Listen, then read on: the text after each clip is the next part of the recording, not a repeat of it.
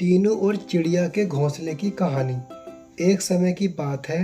टीनू नाम की लड़की थी जो स्कूल में दिए गए कार्यों में बड़ी रुचि रखती थी।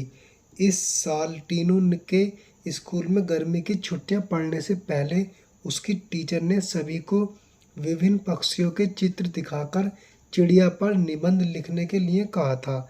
सभी बच्चों को स्कूल खुलते ही निबंध टीचर को दिखाना था। पक्षियों की रंग बिरंगी किताब टीनू के बहुत पसंद थी। जब टीचर ने बताया कि उन पर निबंध लिखना है और सबसे अच्छा लिखने वाले को इनाम में वह किताब मिलेगी, तो टीनू खुश हो गई। टीचर ने सभी पक्षियों से जुड़ी हुई कहानियाँ भी बच्चों को सुनाई। उसके बाद स्कूल की गर्मियों की छुट्टियाँ पड़ गईं। यूँ तो टीनू हर साल अपनी गर्मी की छुट्टियाँ बिताने के लिए कहीं न कहीं जाती थी, लेकिन इस साल की छुट्टियों में टीनू रोज पास के ही बगीचे में जाकर पक्षियों और उनके घोंसले देखने लगी। उस बगीचे में गोरैया, दर्जिन, लावा जैसे बहुत से पक्षी आते थे।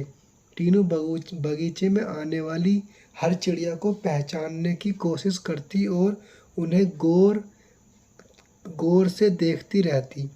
टीनू देखती थी कि हर चिड़िया एक एक घास, पत्ती, पंख आदि को जोड़कर कैसे अपना घोंसला बना रही हैं।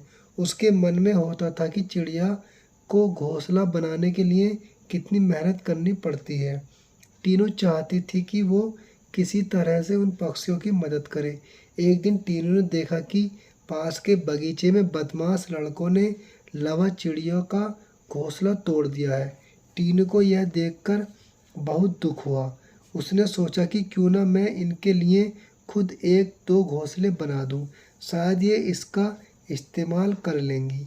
टीनू को लगा कि वो कुछ ही देर में घोंसला बनाकर तैयार कर देगी, लेकिन टीनू पूरा दिन तिनकों और दूसरी चीज़ों से चिड़िया का घोंसले बुनती रही। बड़ी मुश्किल से जब घोंसला तैयार हुआ तो घोंसले को पेड़ पर टिकाने के लिए कुछ मिला नहीं। टीनू की माँ यह सब देख रही थी।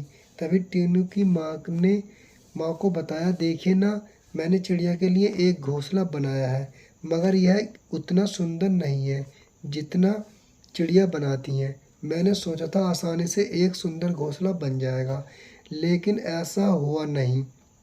यह घोंसला अंदर से काफ़ी कठोर बन गया है। क्या आप इसे मुलायम बना देंगी?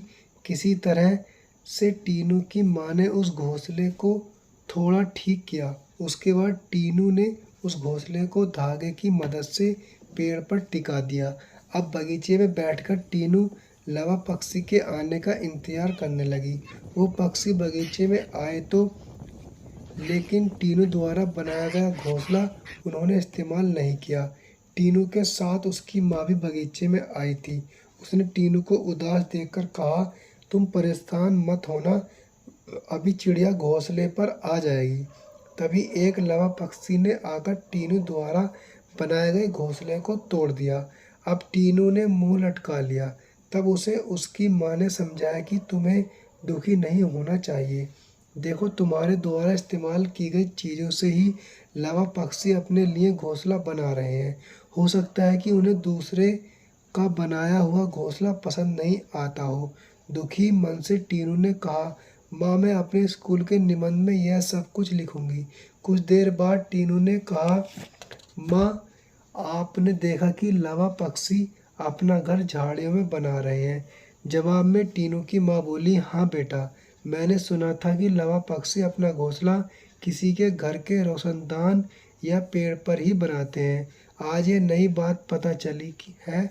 कुछ और दिनों बाद टीनू ने लावा पक्षियों के बारे में एक और बात जानी कि वो सीधे उड़कर अपने घोंसले में नहीं जाते। घोंसले से कुछ दूर ठहरकर इधर उधर कूदते हुए वो अपने घोंसले तक पहुंचते हैं, ताकि किसी को उनके घोंसले का पता ना चले। थोड़े ही दिनों में स्कूल की गर्मियों की छुट्टी खत्म हो गई। टीनू ने स्कूल जाकर लावा पक्षी के बारे में लिखा और निबंध प्रतियोगिता जीत ली। इनाम में मनपसंद चिड़ियों वाली किताब मिलने पर टीनू खुश हो गई। प्रतियोगिता जीतने के बाद भी टीनू रोज चिड़ियों की चहचहाट सुनने के लिए उस बगीचे में जाकर घंटों बैठती है, मानो उसकी चिड़ियों के साथ दोस्ती हो गई हो। हमें कहानी से ये सीख मिलती है कि हमें छोटी-छोटी बात पर मन दुखी नहीं करना चाहिए। साथ ही आसपास की चीज़ों पर गौर करने से हमें काफ़ी कुछ नया जानने को मिलता है।